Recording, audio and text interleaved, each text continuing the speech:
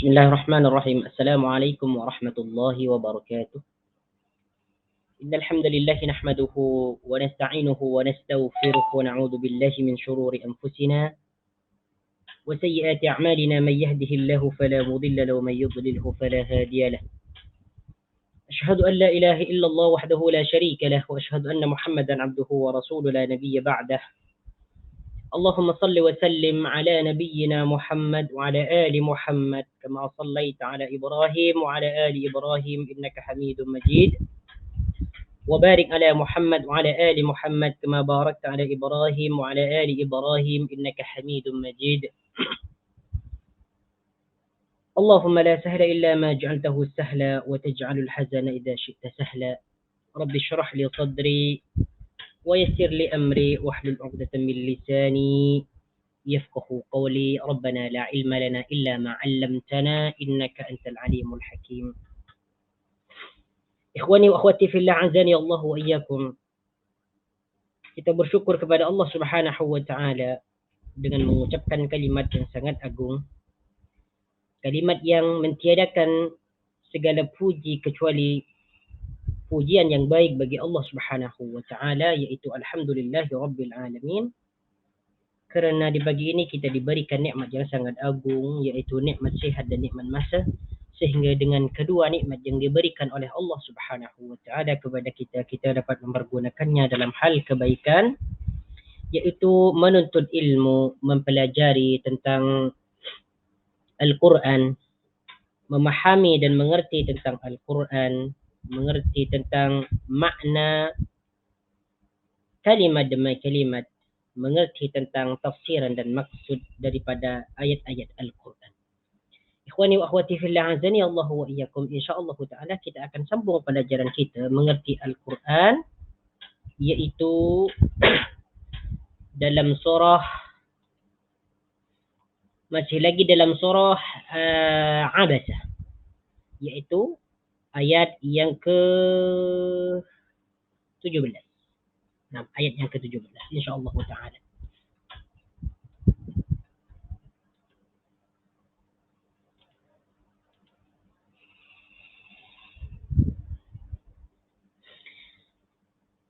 Bagi yang mempunyai buku, silakan buka muka surat yang ke-22 ya. Ataupun yang mau menggunakan Al-Quran, iaitu muka surat yang ke-555. Surah Abasah ayat yang ke-17. Nah. A'udzu billahi minasy syaithanir rajim.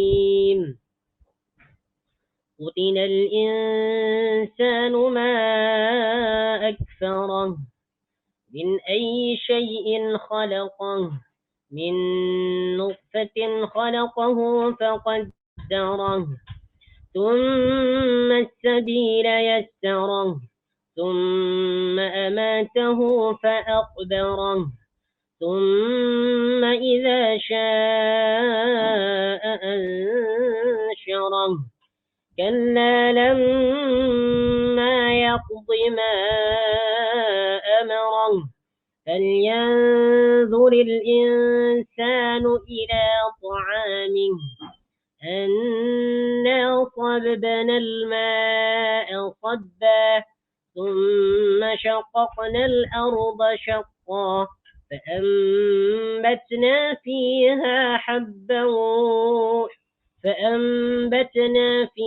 حبا وعنبا وقضبا وزيتونا ونخلا وحدائق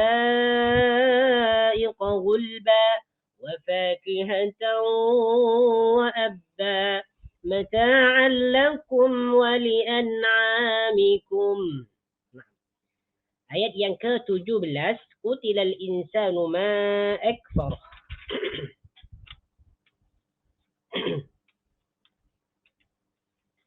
Qutilal insanu ma akfar.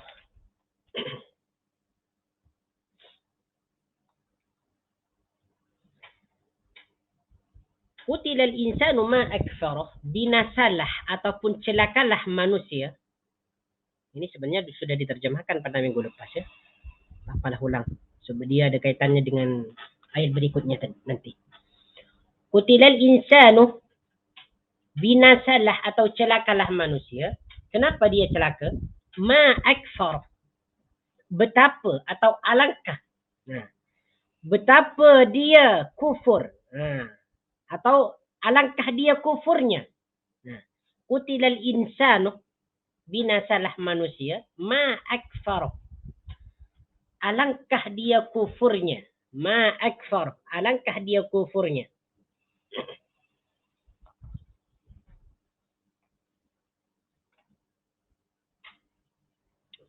Alangkah kufurnya dia, atau dia alangkah dia kufur.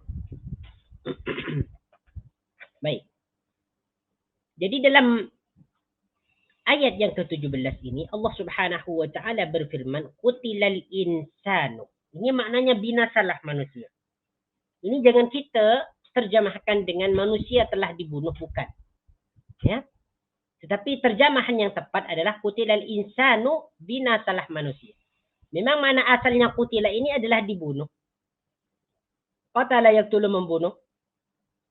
Qatala membunuh, qutilah dibunuh. Qutilal insanu, binasalah manusia. Maksudnya celakalah manusia itu, atau binasalah manusia. Mereka adalah orang yang rugi, tidak beruntung. Nah, kenapa mereka itu celaka? Kenapa mereka binasa? Ma'akfaroh.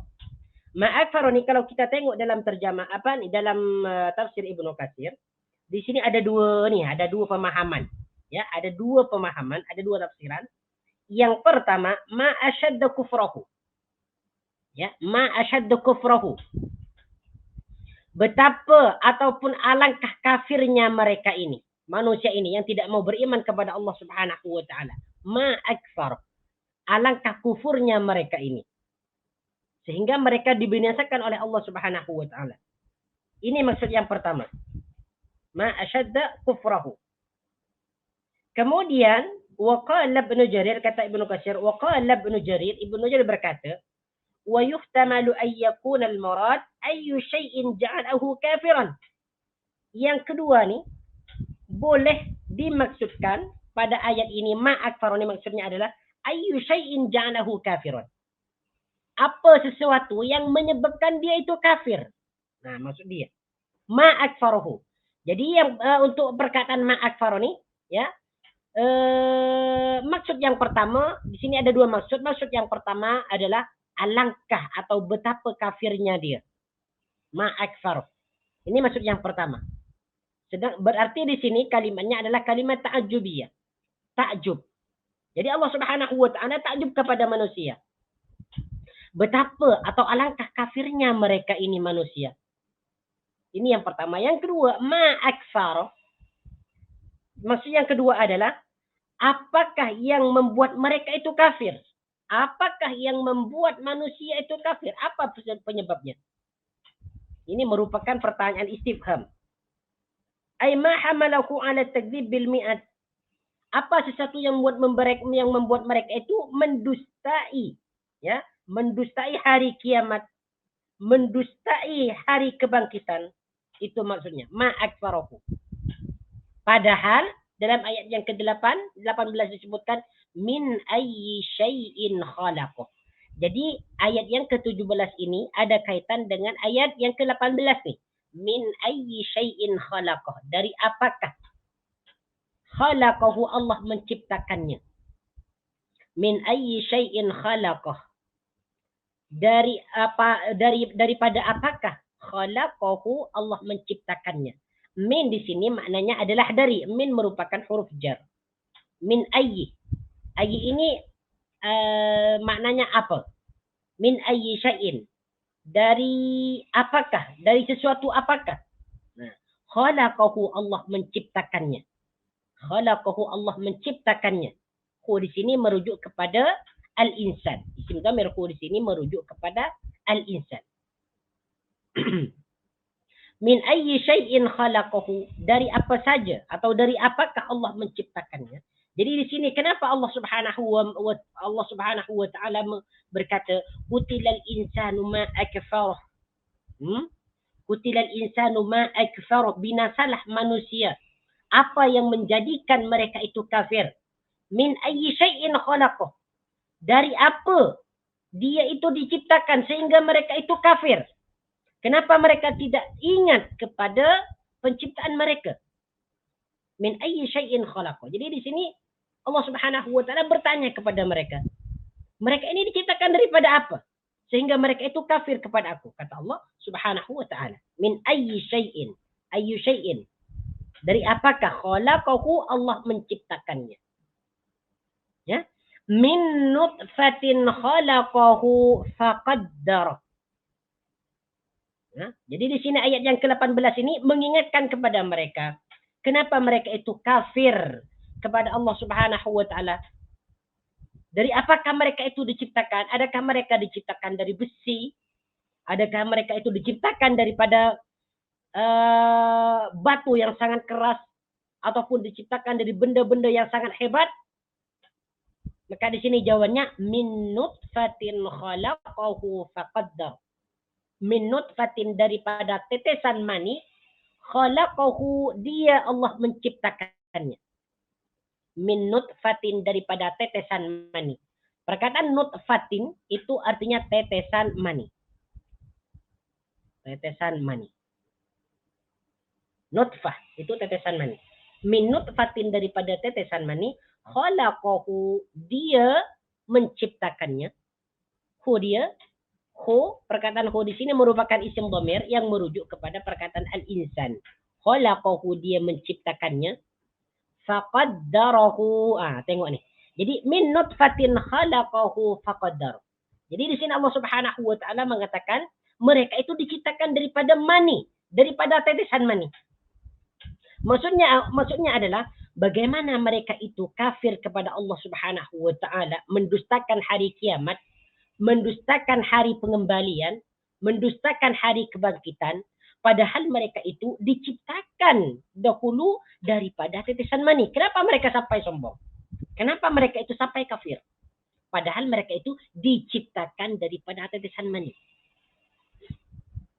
Kalau kita kalau kita berfikir secara mendalam, manusia itu diciptakan daripada mani.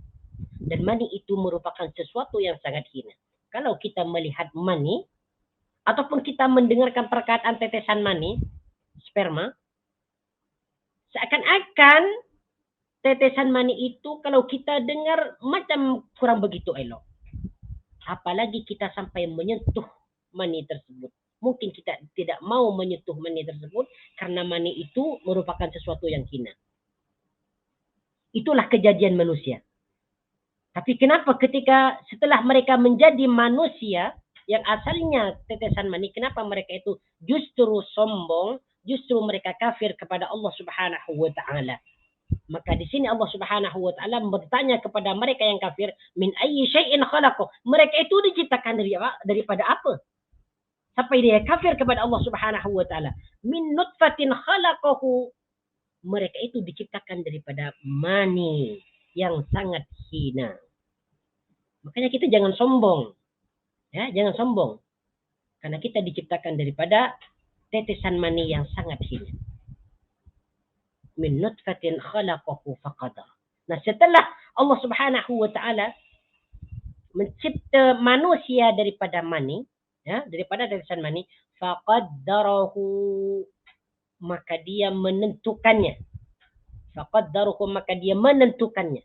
Qaddara di sini merupakan fi'il madhi, ya, yang bermakna menentukan. Qaddara yuqaddiru, menentukan. Fi'il mudhari'nya adalah yuqaddiru. Yuqaddiru. Qaddara dia telah menentukan, yuqaddiru dia akan menentukan. Nah, qaddara siapa yang menentukan di sini? Allah Subhanahu wa taala. Hu di sini merujuk kepada perkataan al-insan. Faqaddarahu, lalu dia menentukannya. Apa yang dia ditentukan? Yaitu tentang umur, tentang nasib, ya, tentang rezeki, ajal dan sebagainya. Ditentukan. Nah, kemudian ayat yang ke-20. Summa sabila yassara. Kemudian dia mempermudah jalan keluarnya. Summa sabila yassara. Kemudian dia mempermudah. As-sabila di sini maknanya adalah jalan. jalan. Jalan keluar. Yassara, perkataan yassara ini maknanya mempermudah.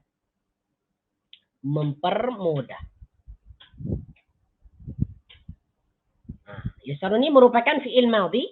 Fi'il mudhari'nya adalah yuyassiru. Yassara yuyassiru. Yassara dia telah mempermudah. Yuyassiru dia akan mempermudah. Summa sabila yassara. Kemudian dia mempermudah jalannya. Ya, jalan keluar.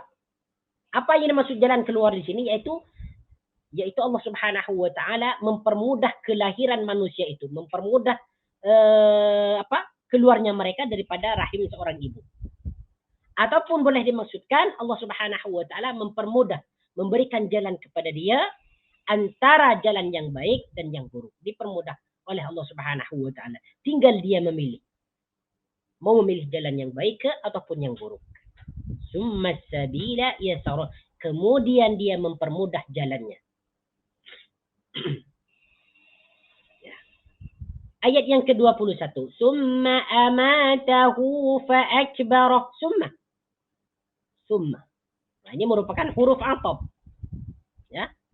Huruf atop. Kata penghubung. Summa kemudian amatahu. Dia mematikannya. Amata di sini maknanya mematikan. Mematikan. Ya, amata mematikan. Sedangkan hu di sini merupakan isim dhamir yang merujuk kepada perkataan al-insan. Siapa yang mematikan di sini? Allah Subhanahu wa taala. Summa amatahu, kemudian dia mematikannya. Fa'akbarahu, maka lalu dia menguburkannya. Fa'akbarahu, lalu dia menguburkannya. Nah, fa di sini merupakan huruf atop. Ya, huruf atop. Kata penghubung. Fa'akbar. Kemudian atau lalu, ya. Lalu. Lalu akbarahu, dia menguburkannya. Perkataan akbara ini merupakan fi'il madhi juga.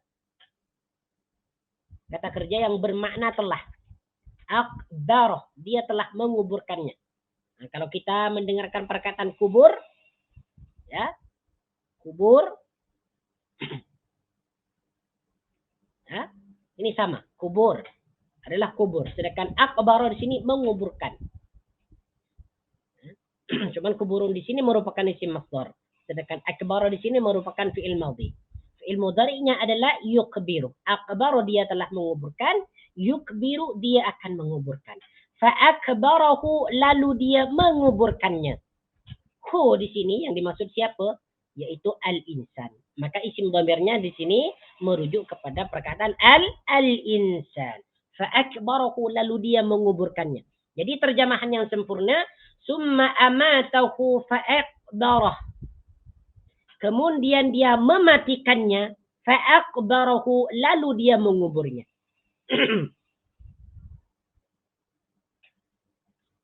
Lalu dia menguburnya. Oke, kita sambung kepada ayat yang ke-22. Tsumma idza syaa'a ansyara. Tsumma idza syaa'a. Kemudian idza syaa'a, apabila dia berkehendak, ansyarahu, dia membangkitkannya. Ya, perkataan summa kita berjumpa lagi dengan perkataan summa. Ini maknanya kemudian. Idza syaa'a, apabila dia berkehendak. Siapa yang berkehendak? Allah Subhanahu wa taala. Syaa'a di sini merupakan fi'il madhi yang bermakna telah. Ansyara ini maknanya adalah membangkitkan. Ai ba'atsahu.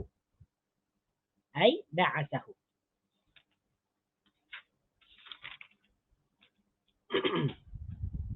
Ai ba'atsahu ba'da mautihi, yaitu membangkitkannya setelah kematiannya. Hu di sini juga merujuk kepada mana? Yaitu merujuk kepada perkataan al-insan. Jadi daripada ayat yang ke-17 sehingga ayat yang ke-22 ini menceritakan tentang perjalanan manusia, tentang kejadian manusia yang awalnya diciptakan daripada setetes mani, setelah menjadi setetes mani, ya, kemudian dijadikan manusia, berbentuk manusia di dalam rahim. Setelah berbentuk manusia, lalu ditentukan tentang ajalnya, nasibnya, kemudian kemudian umurnya, rezekinya ditentukan. Setelah sempurna semua, lalu mereka itu dikeluarkan ke bumi. Setelah mereka menjadi manusia di bumi, lalu mereka dimatikan oleh Allah Subhanahu wa taala. Setelah mereka dimatikan, dimasukkan ke dalam kubur. Nah, setelah mereka berada di dalam kubur, mereka dihidupkan lagi, dibangkitkan lagi. Ini menceritakan tentang proses kejadian manusia, ya, proses kejadian manusia daripada hidup sampai mati. Kalla lamma yaqdi ma amar. Kalla, sekali-kali tidak demikian. Kalla, sekali-kali tidak demikian. Lamma yaqdi ma amar. Lamma yaqdi ma amar. Sekali-kali tidak demikian. Lamma yaqdi ma amar. Mereka belum melaksanakan atau mengerjakan apa yang dia perintahkan. Kalla lamma yaqdi. Lamma yaqdi. Dia belum lagi melaksanakan atau mengerjakan apa yang dia perintahkan kepadanya. Ya. Ayat yang ke-23 ini, kalla maknanya sekali-kali tidak demikian. Lamma yaqdi. Yaqdi ini makna asalnya adalah memutuskan. Lamma yaqdi ma amar. Cuma di sini terjemahan yang sesuai adalah melaksanakan atau mengerjakan. Lamma yaqdi. Dia belum mengerjakan atau melaksanakan. Lamma di sini maknanya adalah belum. Ini merupakan huruf jazm. Ini maknanya belum. Lamma yaqdi. Sedangkan yaqdi di sini merupakan fi'il mudhari. Fi'il mudhari. Asal dia yaqdi. Asal dia adalah yaqdi. Asal dia yaqdi. Kemudian iya-nya ni dibuang karena ada lamma. Ana huruf jazm. Lamma yaqdi.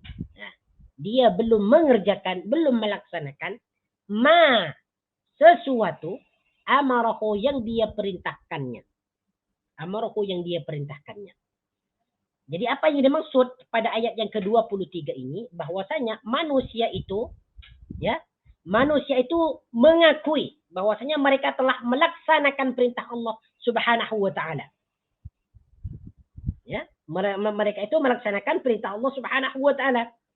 Kemudian di sini menjawab, Allah Subhanahu wa taala menjawab, lamma yaqdi ma amar. Sekali-kali mereka itu belum melaksanakan apa yang diperintahkan oleh Allah Subhanahu wa taala. Coba kita tengok dalam tafsiran Ibnu Katsir ni. Kalla lamma yaqdi ma amara. Kata Ibnu Katsir, qala Ibnu Jarir berkata, yaqulu kalla. Ya. Apa yang maksud kalla di sini? Laisa al-amru kama yaqulu hadzal insanul kafir. Bahwasanya sesuatu itu tidak seperti apa yang dikatakan oleh orang-orang yang kafir. Min annahu qad ada haqqallahi alaihi fi nafsihi wa malihi. Bahwasanya mereka telah melaksanakan, ya, kewajiban-kewajiban Allah Subhanahu wa taala yang dibebankan kepada mereka fi nafsihi pada dirinya wa malihi dan pada hartanya. Nah, jadi kalla di sini maksudnya adalah untuk memungkiri perkataan orang kafir yang mengatakan bahwasanya mereka itu telah mengerjakan sesuatu yang telah diwajibkan kepada mereka. Jadi Allah Subhanahu wa taala mengatakan kalla. Sekali-kali tidak demikian. Mereka itu belum lagi berbuat sesuatu yang diperintahkan kepada mereka. Belum lagi. Lamma yaqdi ma amara yaqul lam yuaddi ma furida alaihi min al-fara'id li rabbih azza wa jalla. Yaitu, ya, mereka ni belum melaksanakan apa yang diwajibkan kepada mereka daripada perintah-perintah fardu, daripada perintah-perintah fardu ataupun perintah wajib. Kalla lamma yaqdi ma amara. Kemudian ayat berikutnya, ayat yang ke-24. Falyanzuril insanu. Falyanzuril insanu. Hendaklah manusia itu memperhatikan atau melihat. Falyanzuril insanu, maka hendaklah manusia itu melihat atau memperhatikan. Perkataan al-insan. Al-insan ini memang maknanya al-insan lah, insan ataupun manusia.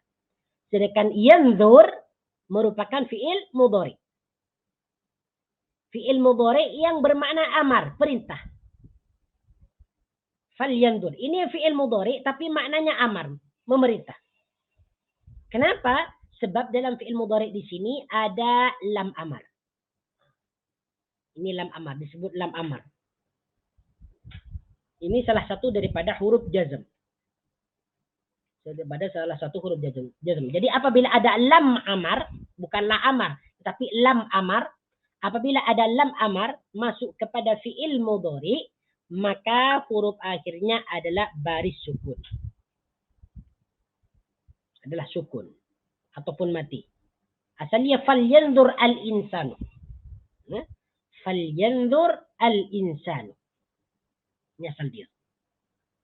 Nah, kemudian di sini ada dua ada dua huruf bertemu, di mana dua huruf itu sama-sama sukun. Jadi huruf sukun yang pertama ini dikasrahkan. Asal dia falyanzur al-insanu. Pertemuan huruf yang sukun dengan alif wasal. Jadi huruf yang pertama yang sukun ini dibariskan kasrah. Falyanzuril insanu. Asal dia falyanzur al-insanu. Jadi lam di sini disebut lam amar.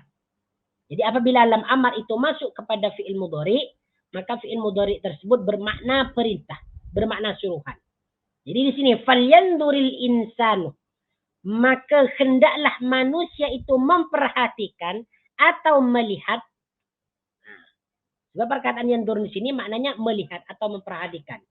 Fi'il madhinya adalah nazar. Nazara yanzur. Nazara yanzur. Biasanya perkataan yanzur ini dia selalu bersamaan huruf ilah. Dengan huruf jar ilah. Nazara dia telah melihat atau memperhatikan. Nazara ilah. Dia selalu bersamaan dengan huruf jar ilah. Baik, kepada apa manusia itu diperintahkan untuk memperhatikan? Ila tu'amihi, kepada makanannya. Ila tu'amihi, kepada makanannya. Tu'amun di sini maknanya makanan. Ila tu'amihi, kepada makanannya atau apa yang dia makan.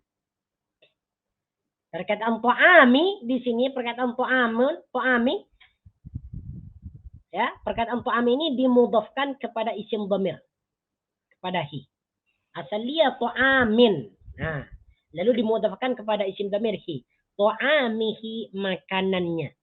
Isim dhamir di sini, ya, kedudukan dia menjadi mudhaf ilaih, dan isim dhamir ini merujuk kepada perkataan al-insan.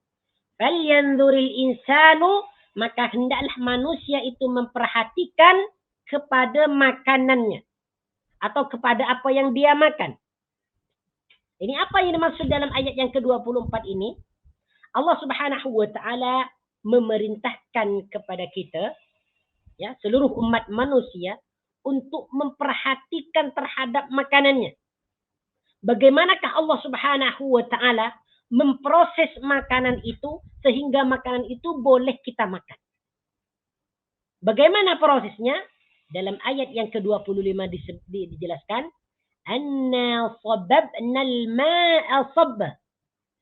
Ini yang harus kita pikirkan, harus kita renungkan, bagaimana Allah Subhanahu wa taala itu menjadikan makanan yang kita makan. Yang pertama, anna sababna al-ma'a sabba. Anna, sesungguhnya kami, sababna al-ma'a sabba, mencurahkan air sabban daripada langit, ataupun sabban sebaik-baiknya. Anna sababna al-ma'a sabba, ini kalau kita terjemahkan dengan sempurna atau kita mengikut terjemahan Al-Quran, anna sababna al-ma'a sabba, sesungguhnya kami mencurahkan air daripada langit. Ataupun kita boleh terjemahkan, sesungguhnya kami mencurahkan air sebaik-baiknya. Dengan curahan sebaik-baiknya. Nah, jadi perkataan sababna di sini merupakan fi'il madhi yang dipertemukan dengan dhamir mutakallim wahda, dhamir mutakallim al-ghair atau mu'adhim nafsa. Sababna, asalnya sabba. Sabba yasubbuh. Sabba yasubbuh. Sabba ini maknanya mencurahkan atau mengalirkan. Menuangkan ya, sabba, menuangkan atau mencurahkan. Asalnya sabba. Fi'il madinya bentuk mufrad adalah sabba. Namun ketika dipertemukan dengan dhamir mutakallim ma'al ghair atau dhamir mutakallim mu'azzimun nafsa, maka dia menjadi sababna. Ya, menjadi sababna. Sababna kami curahkan. Apa yang kami curahkan? Al-ma'ah, air. Sabban dengan sebaik-baiknya ataupun dari langit. Jadi ayat yang ke-25 ini menjelaskan tentang proses makanan yang kita makan. Bagaimana Allah Subhanahu wa taala memproses atau menjadikan makanan yang kita makan, termasuk sayur, buah-buahan, anggur, kurma dan sebagainya, dan sebagainya. Bagaimanakah buah-buahan tersebut menjadi buah seperti yang kita makan? Yang pertama, Allah Subhanahu wa taala mencurahkan air daripada langit ke bumi. Itu yang pertama. Sehingga dengan air itu Allah Subhanahu wa taala menumbuhkan biji-bijian seperti mana yang akan dijelaskan pada ayat yang ke-27 nanti. Kemudian setelah Allah Subhanahu wa taala mencurahkan air daripada langit, kata Allah, "Summa syaqaqnal arda syaqqa." Nah, kita berjumpa lagi dengan perkataan summa.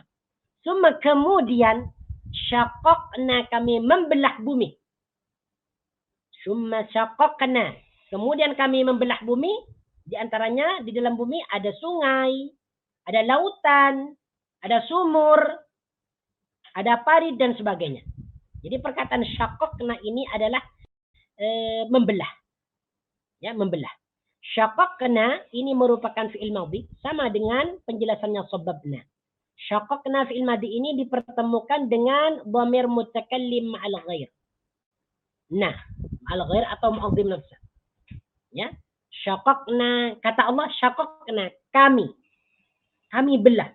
Kenapa di sini menggunakan dhamir dhamir jama', dhamir mutakallim al ghair itu untuk memuliakan Allah. Nah, ini kan dhamir jama' untuk orang ramai. Padahal Allah Subhanahu wa taala adalah Esa. Satu. Kenapa di sini menggunakan kami? Ini untuk memuliakan dirinya Allah Subhanahu wa taala, menggunakan jama'. Ini bukan berarti bermakna ramai, bukan. Ya. Summa syaqaqna. Jadi perkataan syaqaqna fi'il madinya bentuk mufrad adalah syaqqah. Syaqqah. Yang artinya membelah. Summa syaqaqna, kemudian kami belah. Apa yang kami belah? Al-ardah, bumi. Al-ardah, bumi. Al-ardah, bumi. Kedudukan al-ardah di sini menjadi maf'ulun bihi. Dalam ilmu nahwu disebut maf'ulun bihi, yaitu objek. Apa yang dibelah oleh Allah Subhanahu wa taala? Al-ardah, bumi. Syaqqa, sebaik-baiknya. Syaqqa dengan belahan sebaik-baiknya. Jadi untuk memproses makanan yang kita makan, pertama Allah Subhanahu wa taala menurunkan hujan daripada langit. Setelah diturunkan hujan daripada langit, bumi itu dibelah. Ada lautan, ada sungai, ada sumur, dan ada sebagainya. Lalu air tersebut ditetapkan di dalamnya, didiamkan di dalamnya. Sebagaimana yang disebutkan dalam tafsir Ibnu Katsir, Summa syaqaqna al-ardha syaqqa, ay askannahu fiha, yaitu kami mendiamkan air itu di dalam bumi itu. Kemudian ayat berikutnya, fa'ambatna fiha habba. Tengok ni. Ini proses yang ketiga. Proses Allah Subhanahu wa taala ya, menciptakan atau membuat makanan yang kita makan. Fa'ambatna fiha habba. Lalu kami tumbuhkan di dalamnya biji-bijian. Fa'ambatna. Lalu kami tumbuhkan fiha, di dalam bumi itu, habban, biji-bijian. Perkataan ambatna, kita tengok nih. Fa di sini merupakan huruf atop yang bermakna kemudian atau lalu. Disebut huruf atop. Kata penghubung. Huruf atop. Sama dengan summa. Summa dengan fa ini sama. Sama-sama disebut huruf atop. Kata penghubung. Ya. Cuma summa ini kalau kita dalam bahasa Arab, summa ini jaraknya lebih lama daripada fa. Jarak dia lebih lama daripada fa. Ada penjelasannya dalam ilmu nahwu, boleh dicari ataupun tengok dalam internet perbedaan summa dengan fa. Fa'ambatna, kita tengok perkataan fa'ambatna, ambatna ini merupakan fi'il madhi. Ya. Sama penjelasannya dengan syaqaqna, dengan sababna. Ya, fi'il madhi yang dipertemukan dengan dhamir mutakallim ma'al ghair. Asal dia ambata. Ambata, dia telah menumbuhkan. Ini merupakan fi'il madhi. Bentuk mufrad. Ya, ambata. Dia telah menumbuhkan. Fi'il mudhari'nya yumbitu, dia akan menumbuhkan. Jadi apabila fi'il madhi ambata dipertemukan dengan dhamir mutakallim al-ghair atau mu'azzim nafsa, maka dia menjadi ambatna, kami tumbuhkan. Fiha, di dalamnya. Oke, di sini fi merupakan huruf jar masuk ke dalam isim dhamir. Setiap isim dhamir itu mempunyai rujukan. Di mana rujukan ha? Ha di sini merujuk kepada perkataan al-ard. Fiha, di dalam bumi itu. Kenapa di sini isim dhamirnya menggunakan ha? Karena al-ard merupakan isim muannas. Isim yang berjenis perempuan. Maka di sini isim dhamirnya menggunakan ha, bukan hi. Fa'ambatna fiha. Maka lalu kami tumbuhkan di dalam bumi tersebut habban, biji-bijian. Maknanya habban adalah biji-bijian.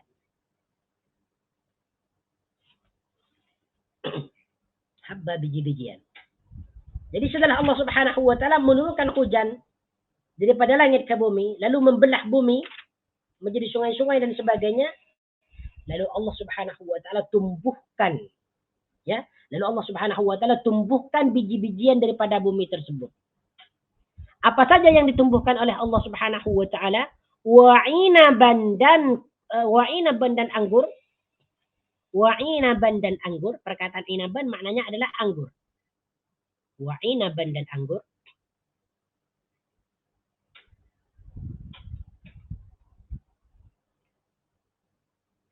Anggur yang kita makan tuh.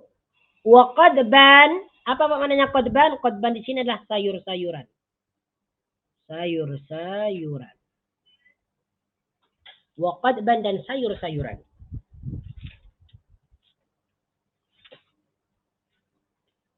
Wa zaitunan dan buah zaitun. Wa nakhlan dan pokok kurma. Wa zaitunan dan zaitun. Wa nakhlan dan kurma. Wa nakhlan dan pokok kurma. Maknanya zaitun. Zaitunan di sini maknanya adalah zaitun, buah zaitun. Jadi ini mudahlah. Kalau kita jumpa dengan perkataan zaitun dalam Al-Quran ataupun hadis, itu maknanya adalah zaitun. Zaitunnya kita yang kadang kita makan, itu adalah zaitun. Wa nakhlan dan pokok kurma. Perkataan nakhlan ini maknanya kurma. Maknanya pokok kurma. Wa hadaiqa ghulba, dan kebun-kebun yang lebat atau rindang. Ya. Wa hadaiqa ghulba, dan kebun-kebun ghulban yang lebat atau rindang. Perkataan hadaiqa di sini maknanya adalah kebun, ai basatin, yaitu kebun-kebun.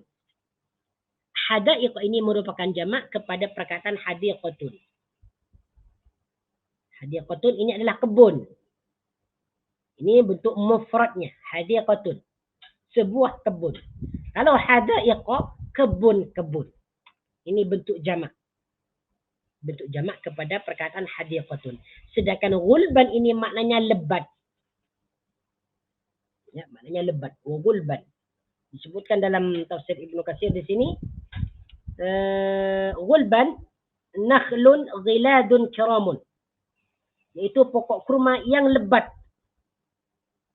Ada juga yang mengatakan wa hadaiq gulban ay tiwalun, yang tinggi-tinggi. Intinya gulban di sini maknanya lebat. Gulban, lebat. Apalagi yang ditumbuhkan oleh Allah Subhanahu wa taala di muka bumi yang disebutkan dalam ayat ini, wa fakihatan wa abba. Wa fakihatan dan buah-buahan. Nah, wa fakihatan dan buahan ataupun buah. Wa fakihatan dan buah, wa abban dan rumput. Wa abban dan rumput.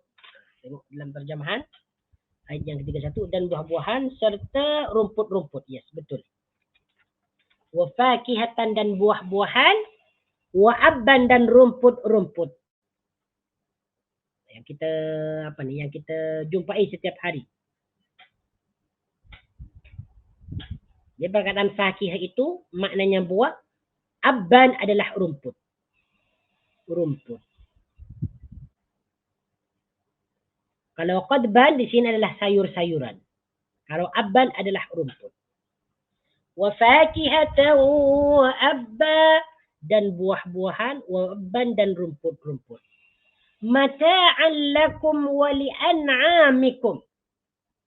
Semua apa yang dibikin oleh Allah Subhanahu wa taala, termasuk menurunkan air daripada langit, membelah bumi, kemudian menumbuhkan biji-bijian, menumbuhkan zaitun, buah zaitun, menumbuhkan pokok kurma, menumbuhkan kebun-kebun, sayur-sayuran, kemudian buah-buahan, dan rumput-rumput. Mata'an lakum, sebagai kesenangan bagimu, wali an'amikum, dan untuk haiwan-haiwan ternakmu. Mata'an lakum, untuk kesenangan atau sebagai kesenangan.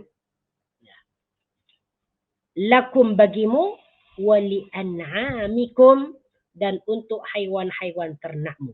Mata'an di sini maknanya adalah kesenangan ataupun bersenang-senang.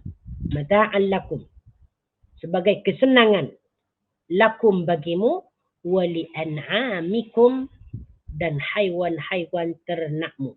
Perkataan an'am di sini adalah haiwan-haiwan ternak. Ya. Kemudian perkataan an'am dimudhafkan kepada isim dhamir mukhatab, yaitu perkataan kum. Ini disebut dhamir mukhatab. Dhamir mukhatab jamak. Dhamir jamak mukhatab ya. Dhamir jamak mukhatab. Wali an'amikum, dan haiwan-haiwan ternakmu. Inilah tujuannya Allah Subhanahu wa taala menciptakan makanan, ya, di mana prosesnya pertama menurunkan hujan daripada langit, kemudian bumi itu dibelah, lalu ditumbuhkan biji-bijiannya, sayuran-sayurannya, kemudian anggur-anggurnya, kemudian pohon zaitun, pokok kurma, kebun-kebun, kemudian buah-buahan dan rumput-rumput. Itu sebagai kesenangan bagi umat manusia. Kemudian ayat berikutnya, ayat yang ke-33. Faiza ja'atis sakhah. Masya Allah, tabarakar rahman. Ini sudah menceritakan tentang hari kiamat. Faiza ja'atis sakhah. Nah, setelah Allah Subhanahu wa taala menjelaskan tentang penciptaan makanan yang dimakan oleh manusia, lalu Allah Subhanahu wa taala menceritakan atau menjelaskan tentang keadaan hari kiamat. Masya Allah. Ini memang untuk juzuk 30 ini kebanyakannya ayat-ayatnya menjelaskan tentang hari kiamat. Tentang kehancuran matahari, kehancuran bumi, kehancuran bulan, bintang-bintang, kehancuran alam dan sebagainya. Ayat yang ke-33, فَإِذَا جَاءَتِ الصَّاخَّةُ. Apabila kiamat telah tiba. Ataupun, kalau kita tengok dalam terjemahan, فَإِذَا جَاءَتِ الصَّاخَّةُ. Ya. Maka apabila datang suara yang memekakkan. Ini maksudnya tiupan sangkakala. Perkataan as-sakha, ya, maknanya di sini kalau mengikut pada terjemahan adalah suara yang memekakkan. Maksudnya suara yang memekakkan itu adalah tiupan. Ya, tiupan. Tiupan sangkakala yang kedua. As-sakha. Namun kalau kita tengok dalam tafsir Ibnu Katsir, makna daripada sakha adalah yaumul qiyamah. Ya. Qala Ibnu Abbas, kata Ibnu Katsir, as-sakha ismun min asma'i yaumil qiyamah. As-sakha itu adalah nama lain daripada nama-nama kiamat. Sebab nama kiamat ni banyak. Di antaranya nama kiamat disebutkan dalam Al-Quran as-sa'atuh. As-sa'ah. Ini maknanya hari kiamat. Apa lagi? Di antaranya lagi nama hari kiamat adalah Qammatul Kubra. Qammatul Kubra. Ini pun maknanya hari kiamat. Kemudian dalam surah ni, surah Abasa adalah as-sakha. As-sakha. Kemudian apa lagi? Al-Qari'ah. Al-Qari'ah juga hari kiamat. Ini banyak nama-nama hari kiamat. Jadi as-sakha ni kata Ibnu Katsir maknanya adalah hari kiamat. Sedangkan Ibnu Jarir mengatakan, qala Ibnu Jarir la'allahu ismun lin-nafkhati fi sur. Ya. Ibnu Jarir berkata, as-sakha ini barangkali dia merupakan nama bagi tiupan sangkakala. As-sakha. Makanya dalam terjemahan diterjemahkan as-sakha ini adalah bunyi yang dapat memekakkan, suara yang dapat memekakkan. Maksudnya adalah tiupan sangkakala yang kedua. Berarti ayat yang ke-33 ini menjelaskan tentang hari kiamat. Jadi as-sakha itu maknanya adalah suara yang memekakkan telinga. Ataupun kita boleh terjemahkan as-sakha ini adalah hari kiamat. Ataupun boleh diterjemahkan dengan tiupan sangkakala yang kedua. Fa-idza ja'atis sakha, maka apabila tiba. Fa-idza ja'atis sakha, maka apabila tiba atau datang suara yang memekakkan telinga. Ataupun kita boleh terjemahkan apabila telah tiba atau datang hari kiamat. Boleh. Baik. Kenapa hari kiamat itu disebut as-sakha? Yaitu suara yang memekakkan. Ini dalam tafsir Ibnu Katsir disebutkan. فَإِذَا جَاءَتِ الصَّاخَّةُ. Al-Imam Al-Baghawi mengatakan as-sakha yakni sayhatul qiyamah. Bunyi hari kiamat. Summiyat bidzalika, ya, disebut hari kiamat itu dengan nama as-sakha li'annaka tasukhul asma'. Karena bunyi hari kiamat itu dapat memekakkan telinga. Maksudnya adalah tubalighu fi isma'iha hatta tagadu tusimmaha. Maksudnya adalah suara-suara tersebut, ya, sangat keras kedengaran dia di telinga sehingga telinga tersebut seakan-akan menjadi tuli, menjadi peka. Ini dari saking dahsyatnya hari kiamat. Jadi apabila manusia itu mendengar nanti hari kiamat atau peniupan sangkakala yang kedua nih, maka manusia itu merasakan kerasnya bunyi hari kiamat sehingga telinga mereka merasa peka. Fa idza ja'atis sakha. Masya Allah, tabarakar rahman. Inilah keagungan Allah Subhanahu wa taala di dalam menyebut hari kiamat. Allah Subhanahu wa taala ketika menyebut hari kiamat tidak hanya menyebutkan perkataan yaumul qiyamah. Tetapi Allah Subhanahu wa taala menyebut dengan perkataan-perkataan yang lain. Di mana perkataan-perkataan yang lain itu memberikan arti yang memberi kesan kepada manusia. Oke, coba kita tengok nih. As-sa'ah, hari kiamat. As-sa'ah, yaitu apa? Waktu. Waktu terjadinya kiamat. Kemudian yang kedua, Thammatul Kubra. Apa artinya Thammatul Kubra? Thammatul Kubra artinya adalah apa nih? Thammatul Kubra. Apa artinya?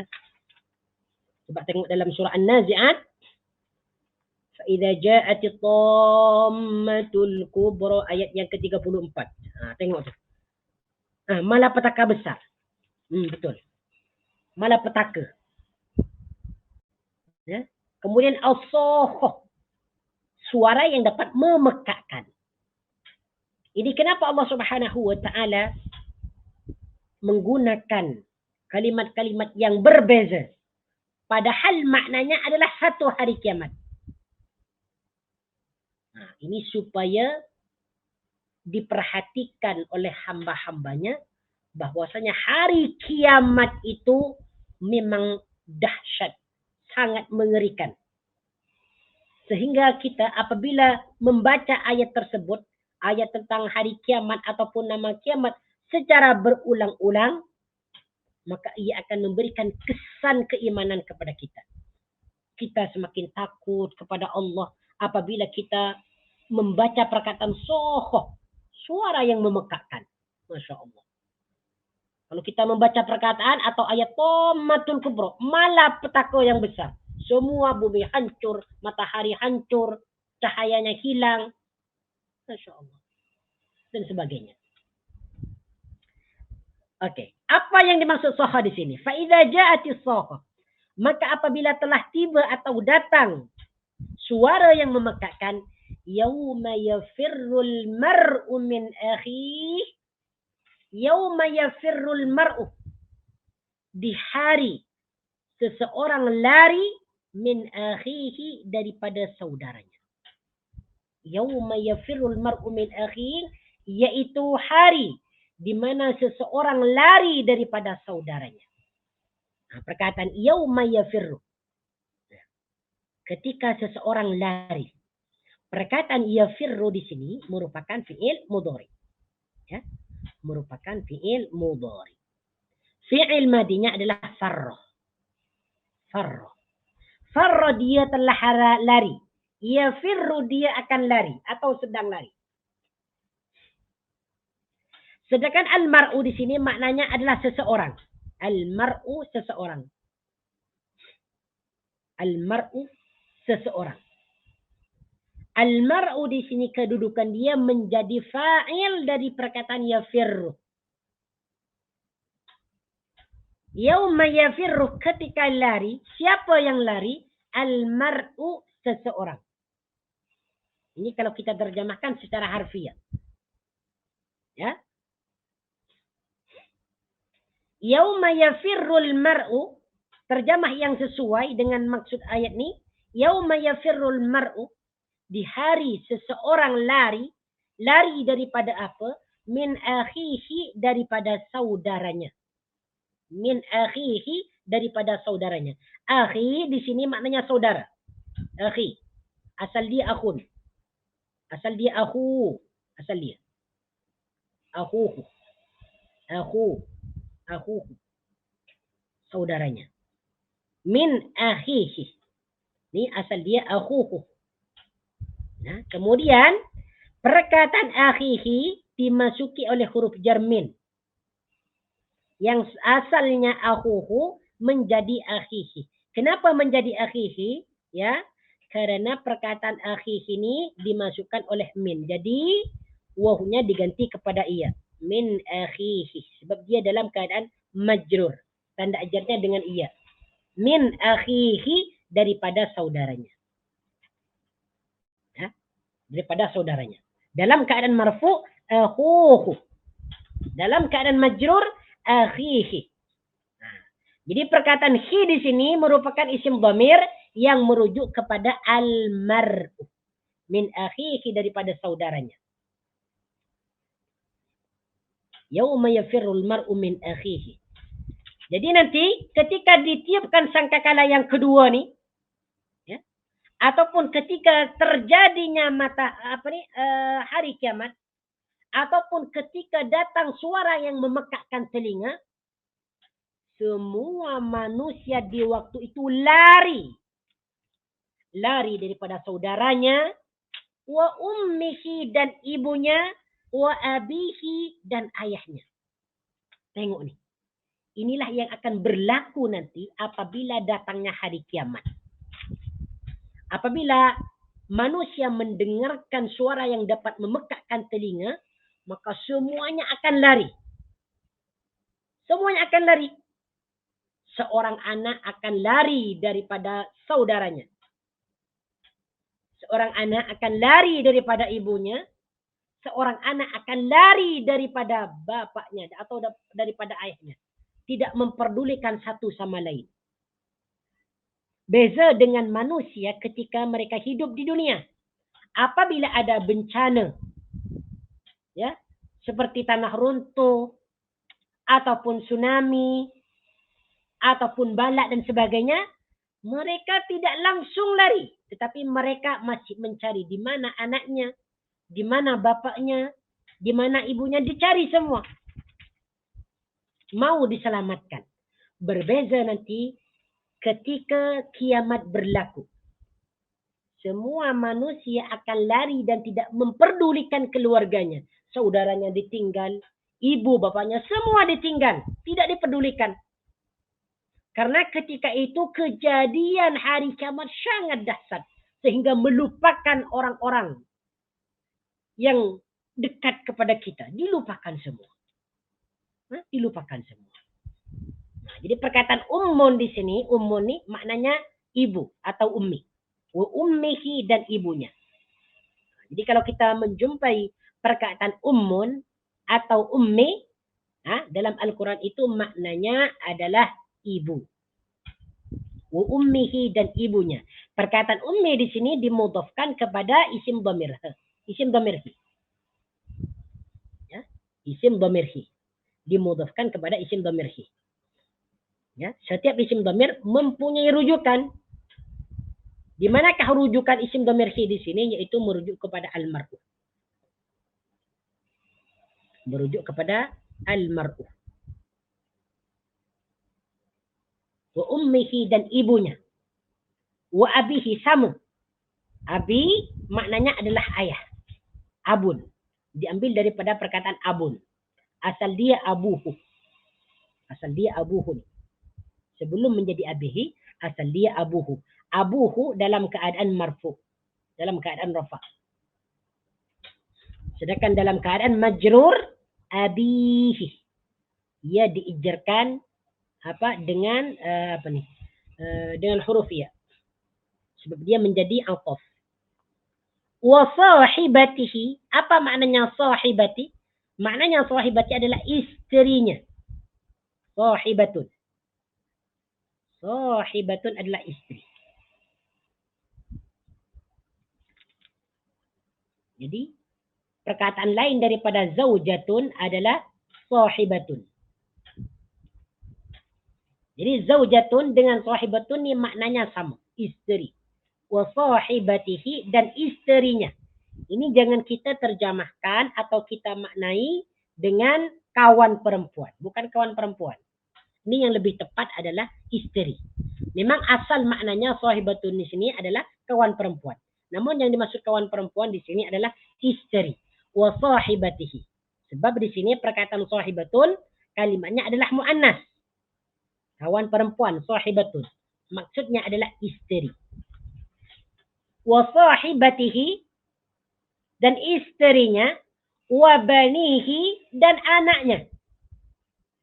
Wa banihi, dan anaknya. Wa banihi, dan anaknya. Tengok nih. Ini merupakan keluarga terdekat semua.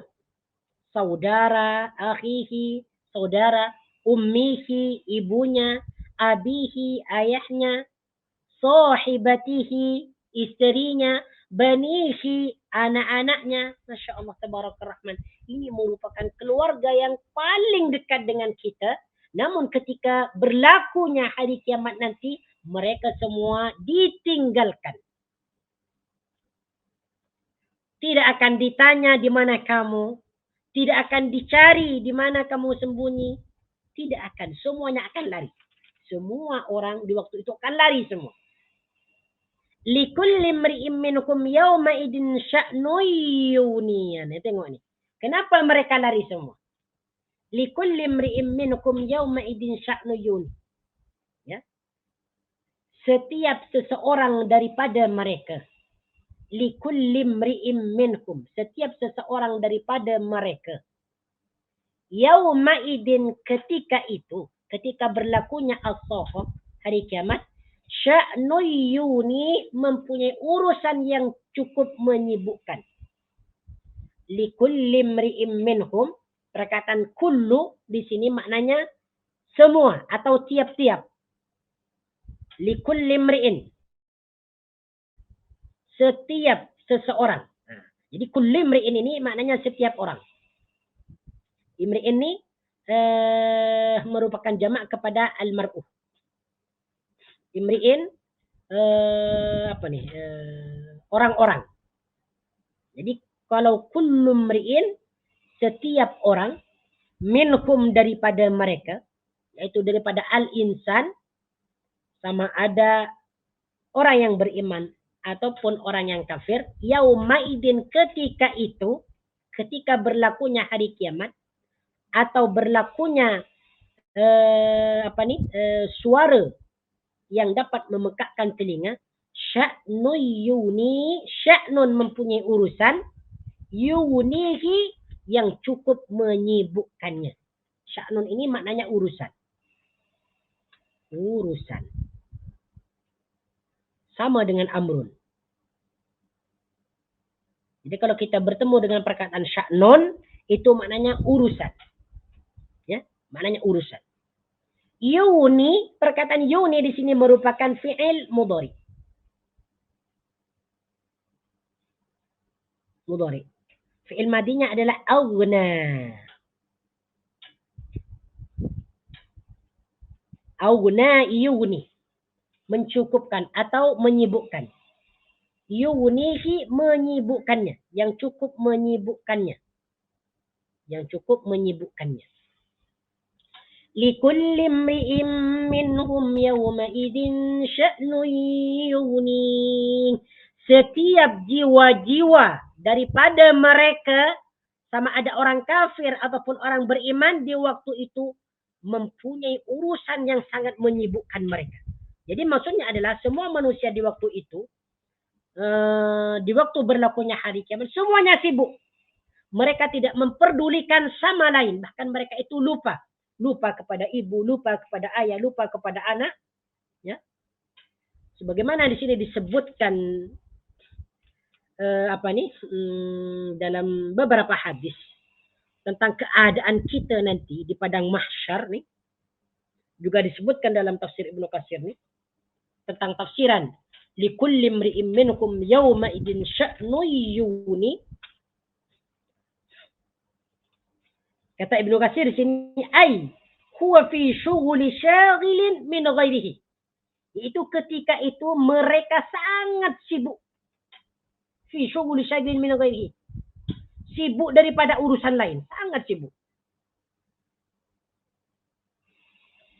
Di antara hadis yang menjelaskan tentang keadaan kita di hari kiamat, sebagaimana yang disebutkan dalam hadis yang diriwayatkan oleh Imam Muslim, hadis yang ke-5102 daripada Aisyah radhiyallahu anhu, bahwa Rasulullah sallallahu alaihi wasallam bersabda, yuhsyarun nasu yaumal qiyamati hufatan uratan ghurlan. Ini keadaan kita nanti di hari kiamat. Setelah ditiupkannya sangkakala yang kedua, yang merupakan suara yang dapat memekakkan telinga, manusia semuanya lari masing-masing, lupa dan tidak menghiraukan keluarga yang terdekat, lari daripada ibu, lari daripada ayah, lari daripada anak. Istri pun ditinggalkan. Mereka pergi menuju mahsyar. Di mana keadaan itu mereka dikumpulkan pada hari kiamat dalam keadaan tidak beralas kaki, tidak memakai selipar. Ya? Padahal kita itu, ketika itu sangat panas. Tidak berpakaian. Maksudnya mereka dalam keadaan telanjang bogel. Seluruh auratnya terbuka. Tetapi satu sama lain sudah lupa. Tidak memikirkan yang telanjang. Tidak yang memikirkan melihat aurat. Tidak lagi. Karena di waktu itu sangat sibuk. Ghurlan, mereka dikumpulkan dalam keadaan belum disunat, belum dihitan. Jadi keadaan manusia nanti ketika dikumpulkan dalam mahsyar, ya, mereka dikumpulkan dalam keadaan tidak memakai selipar, kemudian dikumpulkan dalam keadaan tidak berpakaian, maksudnya telanjang, kemudian dikumpulkan juga dalam keadaan belum disunat. Kemudian Aisyah radhiyallahu anha bertanya kepada baginda Nabi sallallahu alaihi wasallam tentang mereka yang telanjang nanti di hari kiamat. Aisyah berkata, ya Rasulullah, kata Aisyah, "Aw yara ba'duna awrata ba'din?" Wahai baginda, macam mana di antara kami, adakah di antara kami ini saling melihat auratnya satu sama lain? Qala, baginda Nabi sallallahu alaihi wasallam membaca ayat ini, likulli imri'in minhum yawma idin sya'nun yuni. Kata baginda Nabi, di waktu itu semua jiwa, semua setiap orang itu mempunyai kesibukan masing-masing. Qala ma ashghaluhu 'anil nadri, ataupun baginda berkata ma ashghaluhu 'anil nadri. Mereka itu sibuk, tidak sempat memandang satu sama lain. Inilah yang terjadi kepada kita nanti, keadaan kita di yaumil qiyamah. Ya, dikumpulkan dalam keadaan telanjang, tidak beralas kaki, belum disunat dan sebagainya. Dan orang yang pertama kali diberikan pakaian oleh Allah Subhanahu wa taala di yaumil qiyamah yaitu Nabi Ibrahim alaihi salam. Sebagaimana disebutkan dalam hadis yang diriwayatkan oleh Imam Bukhari, hadis yang ke-4371, ya, Rasulullah sallallahu alaihi wasallam bersabda, "Inna awwala man yuqsa yaumal qiyamati Ibrahim." Sesungguhnya orang yang pertama kali diberi pakaian oleh Allah Subhanahu wa taala di hari kiamat yaitu Nabi Ibrahim alaihi salam. Ini orang yang pertama kali diberikan pakaian oleh Allah Subhanahu wa taala nanti di hari kiamat ataupun di padang mahsyar. Masyaallah, tabarakallah rahman. Jadi keadaan manusia nanti disebutkan dalam hadis yang lain juga. Diriwayatkan dalam Imam Bukhari hadis yang ke-6403. Rasulullah sallallahu alaihi wasallam bersabda, "Innakum mulaqullahi hufatan, uratan, musyatan, ghurlan." Sesungguhnya kalian semua akan menjumpai Allah dalam keadaan tidak memakai selipar, tidak berpakaian, berjalan kaki, dan belum dikhitan ataupun belum disunat. Dalam hadis yang lain juga diriwayatkan oleh Imam Tirmidzi, dan hadis ini adalah hadis hasan, ya. Kata baginda Nabi, "Innakum tuhsyaruna rijalan wa rukbanan wa tujarruna ala wujuhikum." Sesungguhnya kalian akan dikumpulkan di padang mahsyar dalam keadaan berjalan. Ada juga yang berkendaraan. Maksudnya bukan berjalan semua nanti di hari kiamat, ada juga yang berjalan dengan menggunakan kendaraan. Serta ada juga yang diseret di wajah-wajah kalian. Masya Allah, tabaraka, na'udzubillahi min dzalik. Ini apa nih? Ini bagian orang-orang kafir lah. Orang-orang yang mendustakan Allah Subhanahu wa taala, mereka akan diseret wajah-wajahnya nanti di padang mahsyar.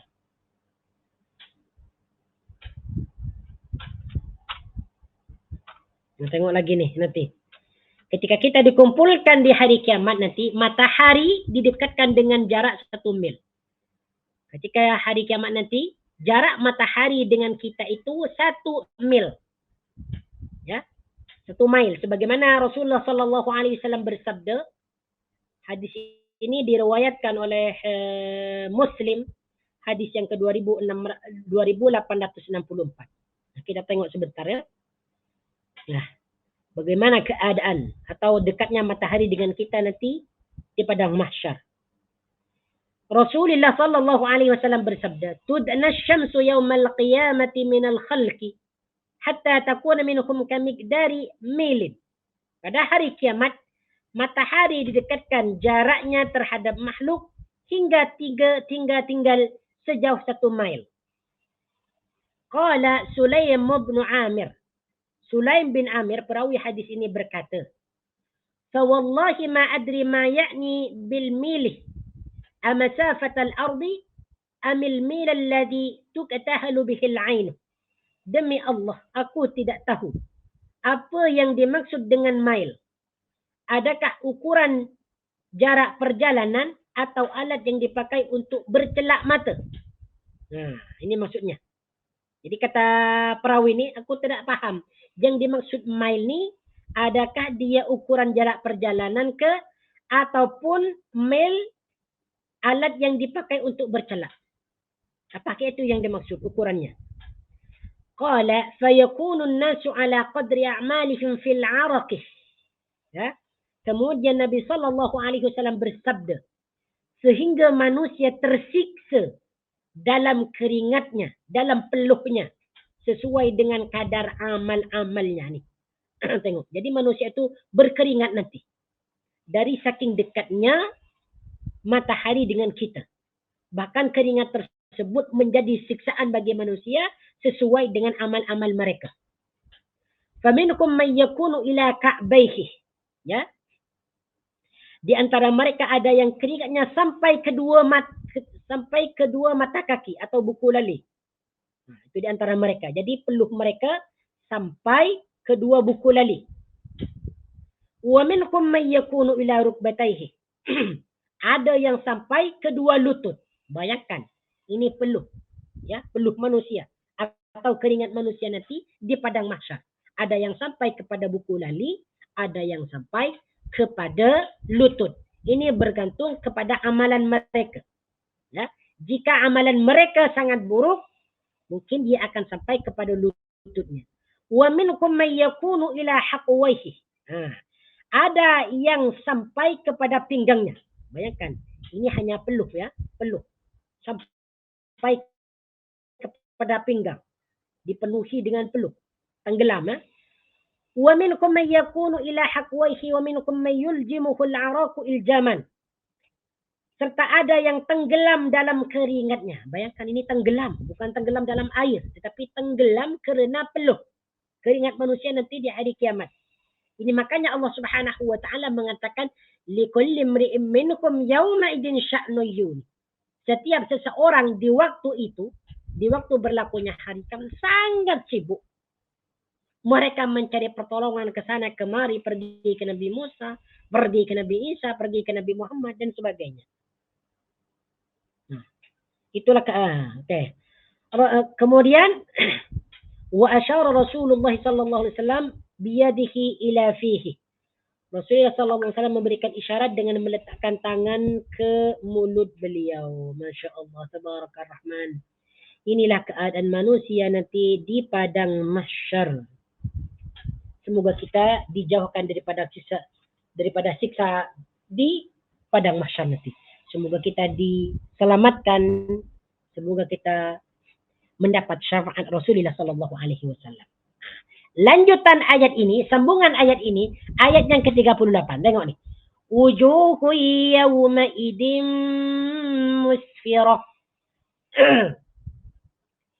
Wujuhun, wajah-wajah. Di waktu itu musfiratun, dalam keadaan berseri-seri. Wujuhun, wajah-wajah. Perkataan wujuhun ini merupakan jamak kepada perkataan wajhun. Wajhun adalah muka. Ini bentuk mufradnya. Bentuk singular. Bentuk jamak dia adalah wujuhun, wajah-wajah. Jadi kalau wajhun, wajah. Kalau wujuhun, wajah-wajah. Makanya wajah itu, wajah ni dalam bahasa Melayu itu diserap daripada bahasa Arab. Wajhun. Wajah ataupun muka. Ya, wajhun ataupun muka. Jadi kalau kita bertemu atau berjumpa dengan perkataan wujuhun atau wajhun, itu maknanya muka ataupun wajah.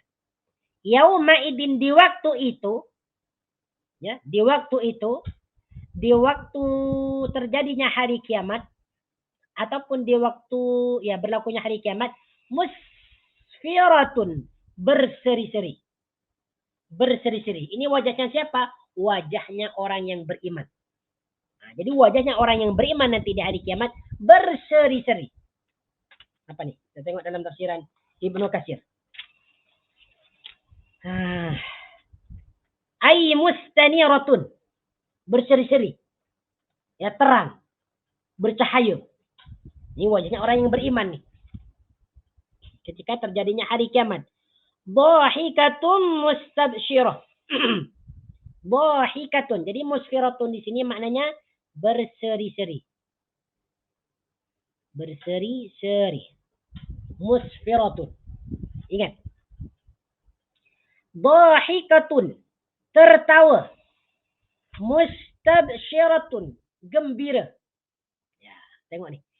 Keadaan wajah-wajah orang yang beriman nanti di hari kiamat. Yang pertama, musfiratun. Berseri-seri. Mengeluarkan cahaya. Itu wajahnya orang yang beriman. Dhahikatun. Mereka tertawa. Wajahnya tertawa. Senyum. Mustabsyiratun. Bahagia. Ini wajahnya orang yang beriman. Yang pertama yaitu berseri-seri. Yang kedua mereka tertawa. Yang ketiga mereka sangat bahagia. Wajah siapakah ini? Tentu wajah ini adalah wajahnya orang-orang yang beriman.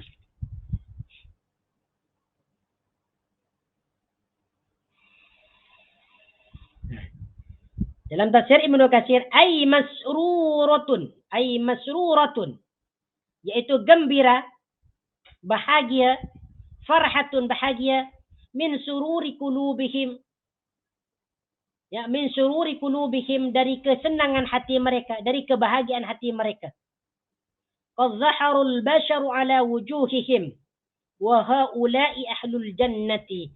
Mereka ini adalah penghuni-penghuni syurga, penghuni-penghuni syurga. Jadi siapakah penghuni-penghuni surga?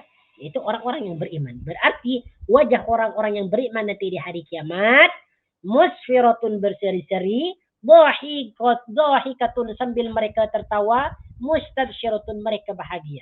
Masya Allah, mereka bahagia. Bahagia semua orang yang beriman. Baginda Nabi, sahabat, tabi'in, para imam, ulama, orang yang mati syahid, orang yang mencari ilmu, orang yang ahli sedekah, orang yang sering beramal soleh, mereka ceria semua. Ini wajah orang yang beriman. Kemudian ayat yang ke-40. Ini wajah-wajah orang kafir nanti. Wujuhu yawma idin 'alaiha ghabarah. Wa wujuhun, dan wajah-wajah. Ya. Kita berjumpa lagi dengan perkataan wujuhun. Wa wujuhun, dan wajah-wajah yaumaidin, di waktu itu, di waktu berlakunya hari kiamat, 'alaiha ghabaratun, dipenuhi dengan debu. 'Alaiha, dipenuhi wajah-wajah itu, ghabaratun, dengan debu. Ghabaratun, dengan debu. 'Alaiha di sini ala merupakan huruf jar, ha di sini merupakan isim dhamir yang merujuk kepada perkataan wujuhun. Berarti perkataan wujuhun di sini adalah muannas. Maka di sini isim dhamirnya menggunakan isim dhamir muannas. 'Alaiha, dipenuhinya wajah-wajah itu, ghabaratun, debu. Jadi wajah-wajah di hari kiamat, ada yang wajah-wajah mereka ini dipenuhi dengan debu. Ya, dipenuhi dengan debu. Karena mereka dibangkitkan daripada tanah. Tarhaquha qataratun, ditutupi oleh kegelapan. Kita tengok ni.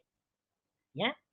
Ini wajah-wajah nanti di hari kiamat ada yang dipenuhi dengan debu, kemudian ditutupi dengan kegelapan. Jadi wajah mereka itu gelap, suram, tidak bahagia. Tarhaqu di sini maknanya ditutupi. Tarhaqu ditutupi. Ha di sini merujuk kepada wajah, wujuhun. Sedangkan qataratun maknanya adalah kegelapan. Kegelapan. Tarhaquha qataratun ditutupi oleh kegelapan. Qataratun. Wajah siapakah mereka ini? Wajah siapakah mereka ini? Ulaika humul kafaratul fajar.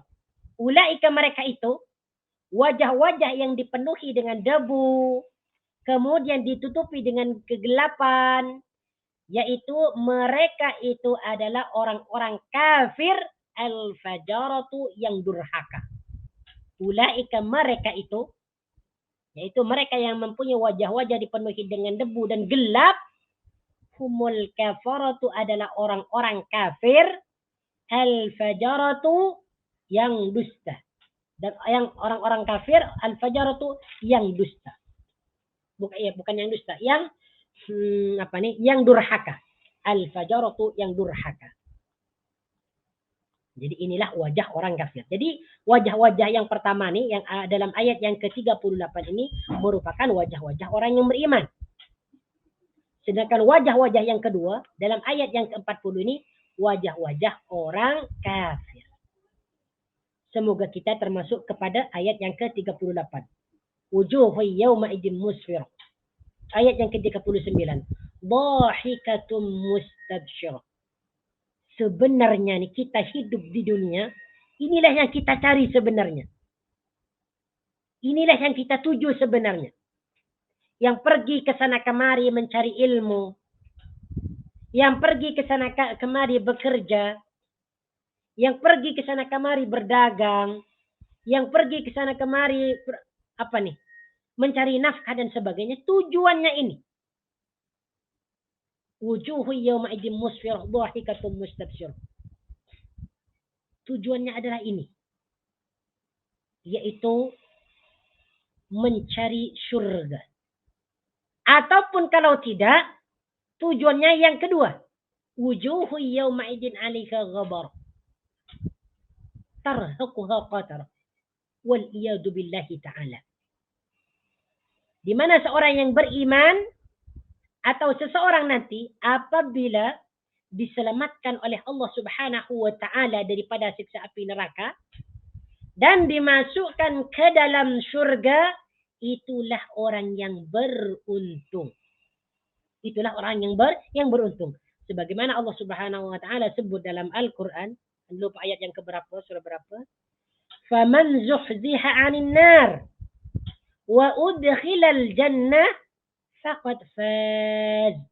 Sesiapa yang diselamatkan daripada api neraka dan dimasukkan ke dalam syurga, mereka itu adalah orang yang berjaya. Mereka itu adalah orang yang beruntung. Mereka itu adalah orang yang sukses.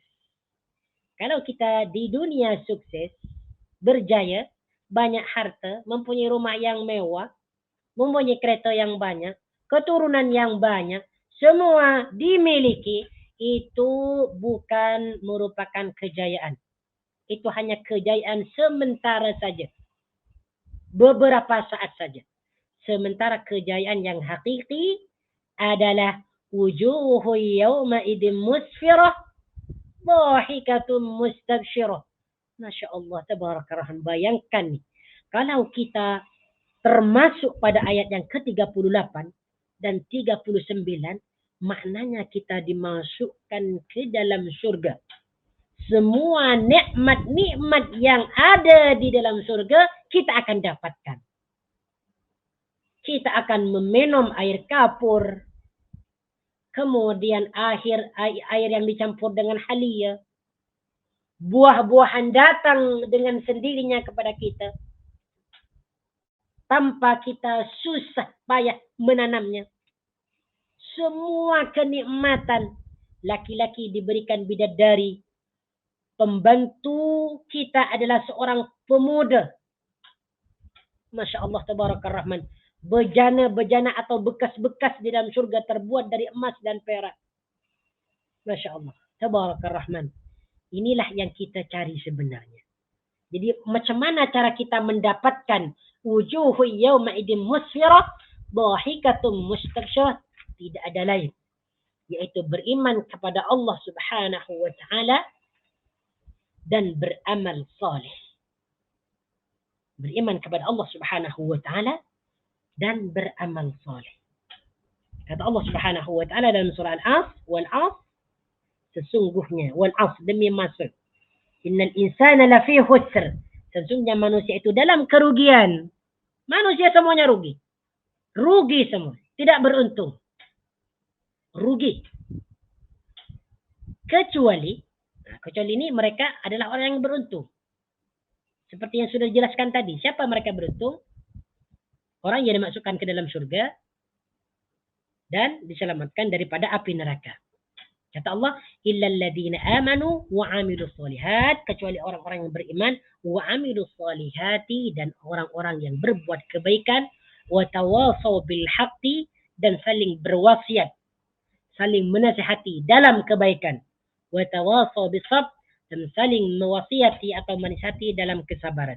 Nah, mereka insyaallah taala akan masuk dalam ayat yang ke-38 sampai ayat yang ke-39 ini. Wujuhu yawma idin musfirah, dhahikatum mustabsyirah. Masyaallah, tabarakallah. Naam. Hada wallahu taala a'lam. Semoga sentiasa kita dijadikan orang yang beriman oleh Allah Subhanahu wa taala.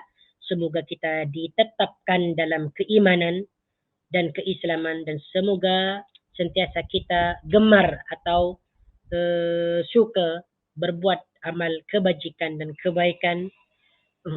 Semoga kita ditakdirkan oleh Allah Subhanahu wa taala masuk ke syurga tanpa hisab. Semoga kita dijadikan orang-orang yang wajahnya berseri-seri, yang tertawa, bergembira ria ketika nanti datang hari kiamat. Semoga kita diselamatkan dari api neraka, dan semoga kita terus dimasukkan ke dalam syurga. Naam. Selebihnya mohon maaf apabila ada kesilapan dan kesalahan, itu datangnya daripada Allah, daripada saya. Apabila ada kebenaran, itu datangnya daripada Allah Subhanahu wa taala. Aqulu qouli hadza, astaghfirullahal azim li wa lakum. Subhanakallahumma wa bihamdika, ashhadu an la ilaha illa anta, astaghfiruka wa atubu ilaik. Wa sallallahu ala sayyidina Muhammad wa ala alihi wa sahbihi wa baraka wa sallama tasliman katsira, walhamdulillahi rabbil alamin. Assalamualaikum warahmatullahi wabarakatuh.